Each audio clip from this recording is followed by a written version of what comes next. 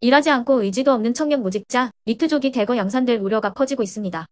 통계청 조사 결과 학업이나 취업 준비 등의 활동 없이 단순히 쉬고 있는 청년이 2달 연속 40만 명을 넘어선 것으로 나타났습니다.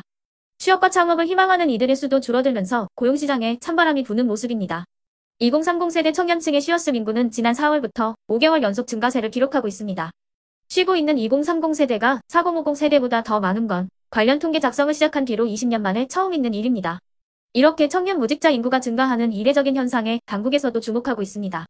쉬었음은 구직 활동을 하지 않는 비경제 활동 인구 중에 육아, 가사, 재학, 수강, 연로, 심신장애 등 특별한 이유 없이 경제 활동을 하지 않은 경우입니다. 이들은 능력은 있어도 일을 할 의사가 없는 인구인데 30대만 보면 최근 10년 기준으로 가장 많은 수준을 기록하고 있습니다. 또한 20대의 경우에도 코로나19로 고용 한파가 닥쳤던 지난 2020년 4월 이후 최고치를 경신하였습니다. 통계청은 취업에서 탈락한 뒤 다시 구직 활동이나 취업 준비를 하지 않고 쉬는 청년이 늘어난 것으로 보고 있습니다.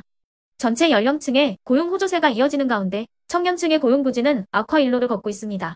지난달 15에서 29세 청년층 취업자 수는 전년 동기 대비 10만 3천 명 감소해 10개월 연속 내림세를 나타냈습니다.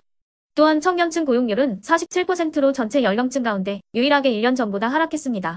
다만 통계청은 이렇게 쉬는 인구가 취업 포기로 직결되는 건 아니라고 설명합니다. 하지만 그래도 상당히 좋지 않은 신호인 건 명백합니다. 이렇게 막연히 일을 하지 않는 청년들이 느는 배경을 꼼꼼히 고민해야 합니다.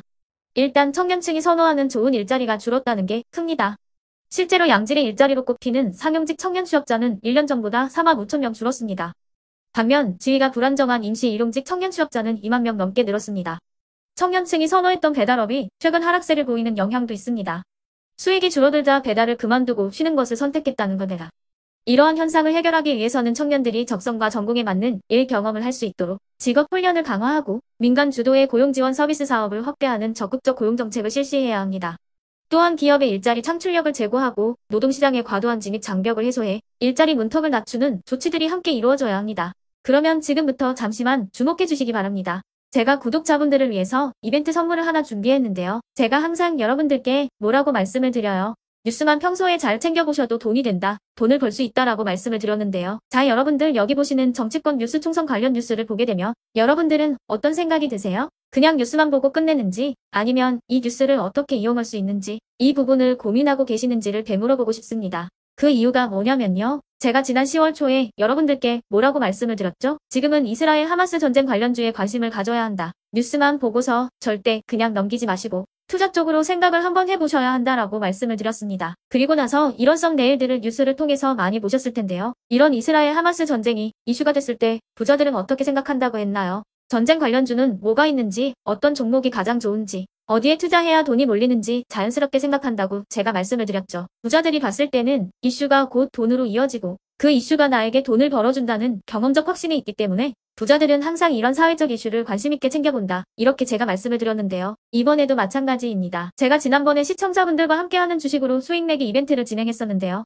당연히 100% 무료로 진행을 했고 여기 보시면 아시겠지만 제가 지난번에도 저한테 구독이라는 문자를 보내주신 모든 시청자분들께 이렇게 전쟁 관련주 중에 가장 급등할 확률이 높은 많은 종목도 아니라 흥구석이라는 한 종목을 여러분들께 추천드렸어요. 그러면서 여기 나와 있는 대로 정확히 얼마에 매수해야 하는지 그리고 수익률이 어느 정도 나왔을 때 팔아야 하는지 이런 부분들까지 여러분들에게 정확히 알려드렸었는데요. 지금 실제로 어떻게 되었나요? 오른쪽을 보시면 아시겠지만 제가 10월 초에 문자로 흥구석이를 소개시켜드리고 실제로 한 달도 안 돼서 이렇게 주가가 2배 이상 급등이 나왔죠. 그래서 당시에도 굉장히 많은 분들이 제가 드린 종목으로 수익을 내실 수가 있었을 텐데요. 다시 한번 축하드린다고 말씀을 드리겠고 이번에도 마찬가지입니다. 최근에 이슈되고 있는 게 이 정치권 뉴스, 특히나 총선 관련 뉴스이기 때문에 우리가 어떻게 생각해 볼 수 있을까요?